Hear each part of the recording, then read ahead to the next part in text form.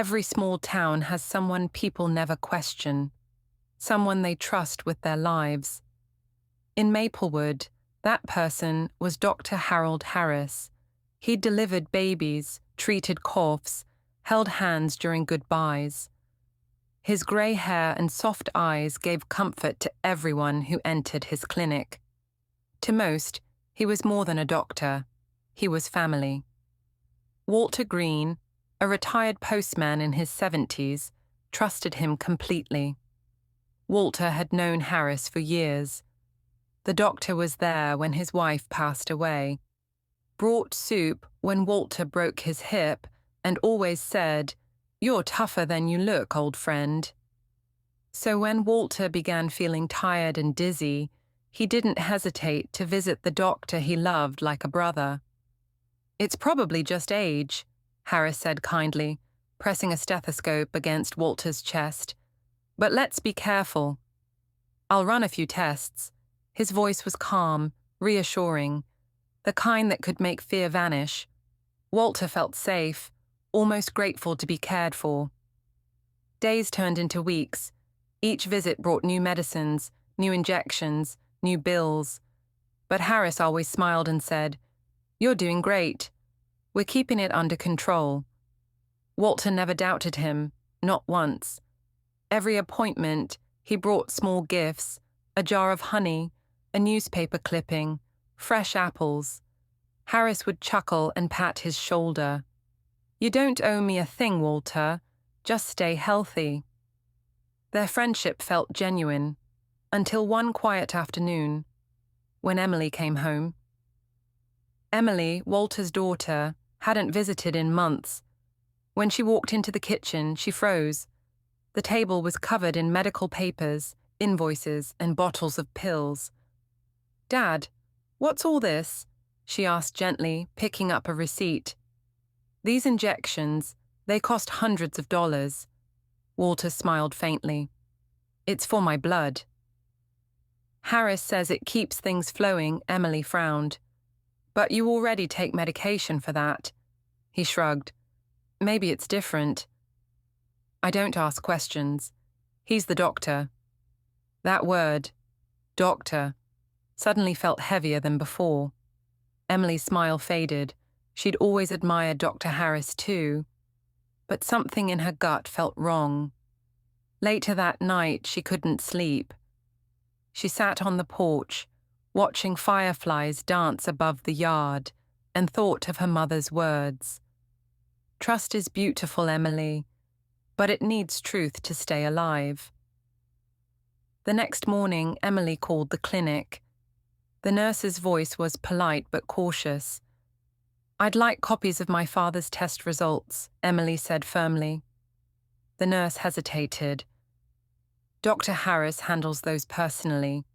He doesn't release them without his approval, even to family." "Even to family." Emily hung up, heart pounding. The unease had turned to suspicion. Her father trusted the man completely. But what if that trust was being used? That question stayed with her. Heavy, cold, impossible to ignore. 2 days later, Emily drove to a nearby town to meet Dr. Patel, a young, kind-eyed physician who agreed to review her father's medical papers. She spread the receipts across the desk, her fingers trembling slightly. Dr. Patel scanned them silently, eyes narrowing at the long list of injections and charges. Then she looked up, her tone serious. "These injections, they're just saline." Emily blinked. "What do you mean?" "They contain water and salt." Nothing else. Emily felt her stomach drop. "You're saying he's been paying for fake treatments?" The doctor nodded softly. "I'm afraid so." Emily drove home in silence. The world outside looked the same. The trees, the streets, the sunlight. But everything felt colder. She parked outside the Maplewood clinic. Her hands gripped the steering wheel as tears welled up. How could someone so kind lie like this? She whispered. She wiped her eyes, took a deep breath, and stepped out of the car. The truth was waiting, and she was ready to face it, to be continued. The clinic smelled of antiseptic and coffee, the same comforting scent that had fooled a town for years. Dr. Harris sat at his desk, reading a file when Emily entered, her voice steady but trembling inside. "Emily," he said with a smile. "Good to see you. How's Walter?" "You tell me," she said, placing the papers on his desk, "because I've just learned those injections you've been giving him are nothing but saline." The smile vanished. Silence stretched between them like glass about to shatter. Finally, Harris sighed. "You don't understand." He needed to believe he was getting better. Emily stared at him, disbelief shaking her voice. "You charged him for fake medicine and called it care." "I gave him peace," he whispered. "Sometimes that's what people really need." "No," Emily said firmly. "People need truth, not comfort built on lies." For a moment, the doctor looked years older. He leaned back, eyes distant, as if remembering all the faces he'd treated and all the lies he'd told himself. "You're right," he murmured. "It started small, a little reassurance here, a harmless lie there. But somewhere along the way, I forgot what honesty looked like." Emily gathered the papers. "It's not too late to remember." Then she walked out, not angry, but deeply sad. Sometimes the hardest part of truth isn't what we learn about others.